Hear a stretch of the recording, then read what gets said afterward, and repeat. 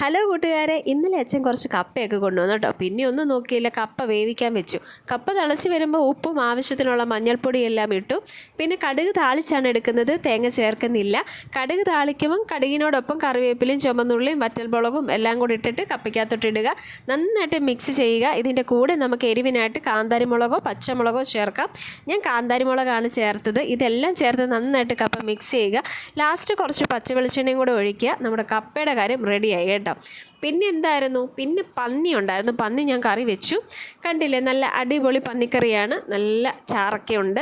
കപ്പയൊക്കെ ആയതുകൊണ്ട് ഇച്ചിരി ചാറൊക്കെ ഒഴിച്ച് കഴിച്ചാലല്ലേ നല്ല ടേസ്റ്റ് വരുന്നത്. അങ്ങനെ പന്നിയും കറിയൊക്കെ വെച്ചു.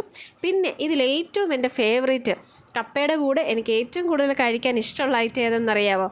അത് മത്തിയാട്ടോ. നല്ല മത്തി കിട്ടിയായിരുന്നു. നമ്മുടെ പനിഞ്ഞീനൊക്കെയുള്ള, അതായത് മീൻമുട്ടയൊക്കെ ഉള്ള മത്തിയില്ലേ, നല്ല മുഴുത്ത നല്ല മത്തിയാണ് കേട്ടോ.